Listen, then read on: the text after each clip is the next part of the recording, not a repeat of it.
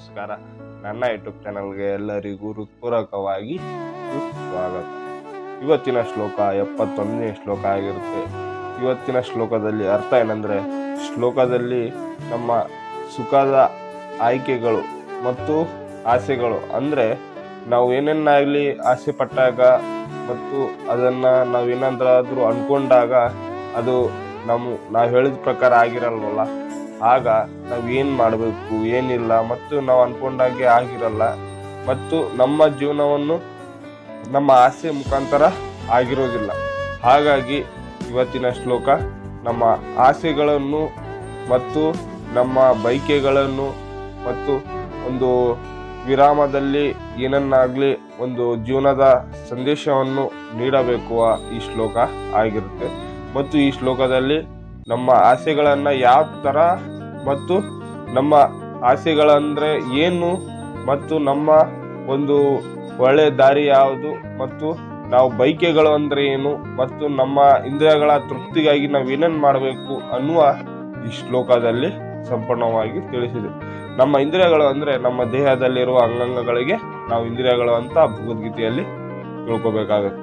ಇವತ್ತಿನ ಶ್ಲೋಕ 71ನೇ ಶ್ಲೋಕ ಆಗಿರುತ್ತೆ.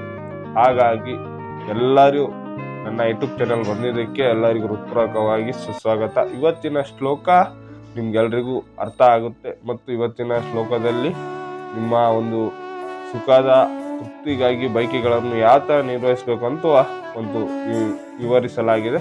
ಹಾಗಾಗಿ ಮತ್ತು ನನ್ನ ಚಾನಲನ್ನು ಸಬ್ಸ್ಕ್ರೈಬ್ ಮಾಡಿಲ್ಲ ಅಂದರೆ ಸಬ್ಸ್ಕ್ರೈಬ್ ಮಾಡಿ ಮತ್ತು ಬೆಲ್ ಬಟನ್ನ ಒತ್ತಿ ನಿಮ್ಗೆ ವಿಡಿಯೋ ಅಪ್ಡೇಟ್ ಇಮಿಡಿಯೇಟ್ಲಾಗಿ ಸಿಗುತ್ತೆ.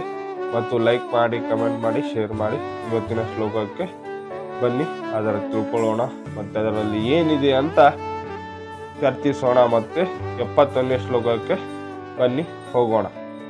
71ನೇ ಶ್ಲೋಕ ಏನಿದೆ ಅಂದರೆ, ವಿಹಾಯ ಕಾಮನ ಯಮ ಸರ್ವಾನೇ ಉಮಶ್ಚರತಿ ನಿಸೃಜಂ ನಿರ್ಮಮೋ ನಿರಹಜ್ಞಾಕರಂ ಸಾ ನಿಸ್ಮದ್ಯಗಚ್ಚೇತಿ. ಇದರ ಅರ್ಥ ಏನಂದ್ರೆ, ಯಾವ ಮನುಷ್ಯನು ಇಂದ್ರಿಯ ತೃಪ್ತಿಯ ಎಲ್ಲ ಬಯಕೆಯನ್ನು ತ್ಯಜಿಸುತ್ತಾನೋ, ಬಯಕೆಗಳಿಂದ ಮುಕ್ತನಾಗಿ ಬದುಕುತ್ತಾನೋ, ಒಡೆತನದ ಭಾವನವನ್ನು ಸಂಪೂರ್ಣವಾಗಿ ಬಿಡುತ್ತಾನೋ ಮತ್ತು ಅಹಂಕಾರ ರಹಿತನಾಗಿದ್ದನು, ಅವನು ಮಾತ್ರ ನಿಜವಾದ ಶಾಂತಿಯನ್ನು ಪಡೆಯಬಲ್ಲ. ಅಂದ್ರೆ ನಾವೇನ್ ಮಾಡ್ತೀವಿ, ನಮ್ಮ ಜೀವನ ಅಂದ್ರೆ ನಮ್ಮ ವಸ್ತುಗಳಿಂದ ನಾವು ಒಂದು ಜೀವನ ರೂಪಿಸ್ಕೊಳ್ತೀವಿ. ನಮ್ಗೆ ಏನು ವಸ್ತುಗಳಂದ್ರೆ ಬಂಗಾರ ಮತ್ತು ನಮ್ಮ ಇದರಲ್ಲಿ ಇರುವ ಆಸ್ತಿಗಳನ್ನು, ಮತ್ತೆ ಅದರ ಹಿಂದೆ ನಾವು ಓಡ್ತಾ ಇರ್ತೀವಿ. ನಮ್ಮ ವಸ್ತುಗಳು, ನಮ್ಮ ಕಣ್ಮುಂದೆ ಇರೋ ವಸ್ತುಗಳಿಗಾಗಿ ನಾವು ಓಡ್ತಾ ಇರ್ತೀವಿ ಮತ್ತು ಅದರ ಹಿಂದೆ ನಾವು ಇದು ತಗೊಂಡ್ರೆ ನಮ್ಮ ಬೈಕೆ ಮುಗಿಯುತ್ತೆ, ಇದು ತಗೊಂಡ್ರೆ ನಮ್ಮ ಬೈಕೆ ಮುಗುತ್ತೆ, ಏನೇನಾಗ್ಲಿ ವಸ್ತುಗಳನ್ನ ಮಾತ್ರ ನಾವು ಅದರ ಮೇಲೆ ಮಾತ್ರ ಸೀಮಿತವಾಗಿ ಅವಲಂಬಿತವಾಗಿ ಇರ್ತೀವಿ. ಮತ್ತು ಅಲ್ಲಿನ ಒಂದು ಅಡೆತಡೆಗಳು ಯಾಕೆ ಅಂದ್ರೆ, ಶ್ರೀ ಕೃಷ್ಣ ಪರಮಾತ್ಮ ಹೇಳ್ತಿದ್ದಾರೆ, ಇದೆಲ್ಲ ಒಡೆತನ ಅದಲ್ಲ. ಅಂದ್ರೆ ಇದೆಲ್ಲ ನೀವು ಮಾಡುವುದು ಒಡೆತನ ಅಲ್ಲ. ನೀವು ಮಾಡುವುದು ಏನಂದ್ರೆ, ನಿಮ್ಮ ಮನಸ್ಥಿತಿಯನ್ನು ಅಹಂಕಾರ ಇಲ್ಲದೆ ಏನನ್ನು ಬೇಡದೇ ಇದ್ದಲ್ಲಿ ಅವಾಗ ನೀವು ಒಂದು ಶಾಂತಿ ರೀತಿಯಿಂದ ಇರಬೇಕಾಗುತ್ತೆ. ಮತ್ತು ಶಾಂತಿಯನ್ನು ನೀವು ಹುಡ್ಕೊಳ್ಬೇಕು ಬೇಡ, ನಿಮ್ಮ ಹಿಂದೆನೆ ಬರುತ್ತೆ ಅಂತ ಶ್ರೀ ಕೃಷ್ಣ ಪರಮಾತ್ಮ ಅವರು ನಮಗೆ ಸಂಪೂರ್ಣ ಹೇಳಿದ್ದಾರೆ. ಮತ್ತು ಕಾಮರಹಿತನಾಗಿರುವುದರಿಂದರೆ ಇಂದ್ರಿಯ ತೃಪ್ತಿಗಾಗಿ ಏನನ್ನು ಬಯಸಿದರಿದ್ದರೂ, ಬೇರೆ ಮಾತುಗಳಲ್ಲಿ ಹೇಳುವುದಾದರೆ ಕೃಷ್ಣ ಪ್ರತಿಜ್ಞೆಯನ್ನು ಬಯಸದೆ ವಾಸ್ತವವಾಗಿ ಕಾಮರಹಿತನಾಗಿದ್ದನು. ಈ ಜಡ ದೇಹವೇ ತಾನು ಎಂಬ ಕಲ್ಪನೆಗೊಳಗಾಗಿದೆ. ಜಗತ್ತಿನಲ್ಲಿ ಯಾವುದಕ್ಕೂ ತಾನು ಒಡೆಯವನಾಗಿದ್ದ ತಪ್ಪಾಗಿ ಭಾವಿಸಿದ್ದೆ ತಾನು ಕಲ್ಪನೆಗೊಳ್ಳದೆ. ಅಂದ್ರೆ ತಾನು ಒಂದು ಇಂದ್ರಿಯಗಳನ್ನ ನಾವು ತಗೊಂಡಾಗ ನಾನು ಈ ಪ್ರಪಂಚದ ಒಡೆಯ ಮತ್ತು ನಾನು ಇಲ್ಲಿನ ದೊಡ್ಡ ರಾಜ ಏನೇನಾಗ್ಲಿ ನಾವು ಭಾವಿಸ್ತೀವಿ. ಆದ್ರೆ ಶ್ರೀ ಕೃಷ್ಣ ಪರಮಾತ್ಮ ಅವರು ಹೇಳ್ತಿದ್ದಾರೆ, ನಿನ್ನ ದೇಹ ಜಡ ದೇಹ ಆಗಿರುತ್ತೆ ಮಾತ್ರ. ಅದನ್ನು ನಾ ಯಾವಾಗ ಬೇಕಾದ್ರೂ ನಿನ್ನ ದೇಹವನ್ನು ಹೋಗ್ಬಿಡುತ್ತೆ. ಆದ್ರೆ ಅದು ತಪ್ಪಾಗಿರುತ್ತೆ. ನಿಮ್ಮ ಜೀವನದ ಒಂದು ಏನಂದ್ರೆ ನಿಮ್ಮ ಮನಸ್ಸಿನಲ್ಲಿರುವ ಮನಸ್ಥಿತಿಯನ್ನು ನೀವು ಒಪ್ಕೊಳ್ಬೇಕಾಗುತ್ತೆ. ನಿಮ್ಮ ಮನಸ್ಥಿತಿ ಅಂದ್ರೆ ನಿಮ್ಮ ಜೀವನದಲ್ಲಿ ಏನನ್ನಾಗ್ಲಿ ರೂಪಿಸ್ಕೊಂಡಾಗ, ನಿಮ್ಮ ಜೀವನದಲ್ಲಿ ಏನನ್ನಾಗ್ಲಿ ಯಾವುದೇ ಹಿಂದೆ ಹೋಗೋದಾಗ್ಲಿ ಏನೇ ಆಗ್ಲಿ ಅದನ್ನು ಸಂಪೂರ್ಣ ರೀತಿಯಾಗಿ ಅಳವಡಿಸಿದಾಗ ಮಾತ್ರವೇ ನಿಮ್ಗೆ ಅದರ ಬಗ್ಗೆ ಜ್ಞಾನ ಇರುತ್ತೆ, ಅದರ ಬಗ್ಗೆ ಅರ್ಹತೆ ಇರುತ್ತೆ ಅಂತ ಶ್ರೀಕೃಷ್ಣ ಪರಮಾತ್ಮ ಅವರು ನಮ್ಗೆ ಹೇಳ್ತಿದ್ದಾರೆ.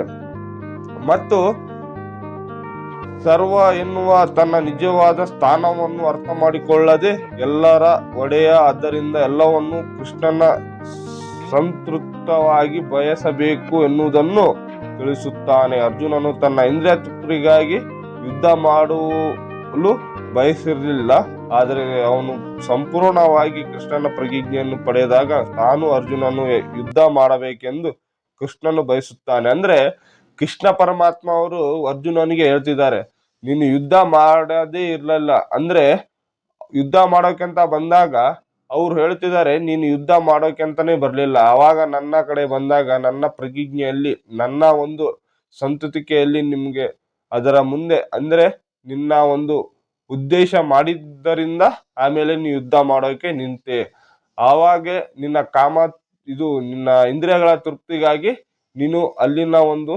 ವಸ್ತುಗಳಿಗೆ ಬೈಕೆ ಆಗಿದ್ದೀಯಾ, ಹಾಗಾಗಿ ನನ್ನ ಒಂದು ಉದ್ದೇಶದಿಂದ ನೀನು ಒಂದು ಯುದ್ಧ ಮಾಡೋಕೆ ದಾರಿ ತೊಡ್ಕೊಂಡೀಯ ಅಂತ ಶ್ರೀಕೃಷ್ಣ ಪರಮಾತ್ಮ ಅವರು ಅರ್ಜುನನಿಗೆ ಹೇಳ್ತಿದ್ದಾರೆ. ಇದು ಉದಾಹರಣೆ. ಅಂದ್ರೆ ನಮ್ಮ ಜೀವನದಲ್ಲಿ ನಾವು ಅದನ್ನೆಲ್ಲ ಬಿಟ್ಟು ನಮ್ಮ ಒಂದು ಒಳ್ಳೆ ದಾರಿಯನ್ನು ಹುಡ್ಕೊಳ್ಬೇಕಾಗುತ್ತೆ. ಹಾಗಾಗಿ ನಾವು ಮಾಡೋ ಕರ್ಮಗಳನ್ನು ನಾವು ತಿದ್ಕೊಳ್ಬೇಕು ಮತ್ತು ಅದನ್ನ ಸರಿಪಡಿಸ್ಕೊಳ್ಬೇಕು. ಹಾಗಾಗಿ ಈ ಶ್ಲೋಕದ 71ನೇ ಶ್ಲೋಕದ ನಮ್ಮ ಆಸೆಗಳ, ಬೈಕೆಗಳ ಮತ್ತು ನಮ್ಮ ಒಂದು ಇಂದ್ರಿಯಗಳ ತೃಪ್ತಿಗಾಗಿ ನಾವೇನೇನೆಲ್ಲ ಬಯಸ್ಬೇಕು ಅನ್ನುವ ಈ ಶ್ಲೋಕ 71ನೇ ಶ್ಲೋಕದಲ್ಲಿ ನಿಮ್ಗೆ ಎಲ್ಲರಿಗೂ ಅರ್ಥ ಆಗಿದೆ ಅಂತ ನಾನು ತಿಳ್ಕೊಂತೀನಿ. ಮತ್ತು ಈ ಶ್ಲೋಕ ಸಂಪೂರ್ಣ ಜ್ಞಾನವಂತರಕವಾಗಿದೆ.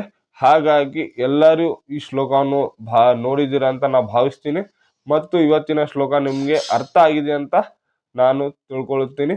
ಮತ್ತು ಇವತ್ತಿನ ಶ್ಲೋಕವನ್ನು ನಾನು ಇಲ್ಲಿಗೆ ಮುಕ್ತಾಯಗೊಳಿಸ್ತೀನಿ. ಶ್ರೀಕೃಷ್ಣ ಪರಮಾತ್ಮನ ಒಂದು ಜಪ ಮಾಡಿ ಶ್ಲೋಕನ ಇಲ್ಲಿ ಮುಕ್ತಾಯಿಸ್ಕೊಳ್ತೀನಿ. ಭಗವದ್ಗೀತೆಯ ಪುಸ್ತಕ ಓದಿ ಮತ್ತು ಇನ್ನಷ್ಟುಗಳಿಗೆ ಶ್ಲೋಕವನ್ನು ತಿಳಿಸಿ ಮತ್ತು ನನ್ನ ಚಾನಲ್ನ ನೀವು ಸಬ್ಸ್ಕ್ರೈಬ್ ಮಾಡಿಲ್ಲ ಅಂದರೆ ಸಬ್ಸ್ಕ್ರೈಬ್ ಮಾಡಿ. ಮತ್ತು ಇವತ್ತಿನ ಶ್ಲೋಕ ಇಲ್ಲಿಗೆ ಮುಕ್ತಾಯಗೊಳಿಸ್ತೀನಿ. ಒಂದು ಶ್ರೀಕೃಷ್ಣ ಪರಮಾತ್ಮನ ಜಪ ಮಾಡಿ. ಹರೇ ಕೃಷ್ಣ ಹರೇ ಕೃಷ್ಣ ಕೃಷ್ಣ ಕೃಷ್ಣ ಹರೇ ಕೃಷ್ಣ ಕೃಷ್ಣ ಕೃಷ್ಣ ಹರೇ ಕೃಷ್ಣ ಹರೇ ಕೃಷ್ಣ ಹರೇ ಕೃಷ್ಣ ರಾಮ ರಾಮ ಹರೇ ರಾಮ ರಾಮ ರಾಮ ಹರೇ ರಾಮ. ಎಲ್ಲರಿಗೂ ರಾಧೆ ರಾಧೆ.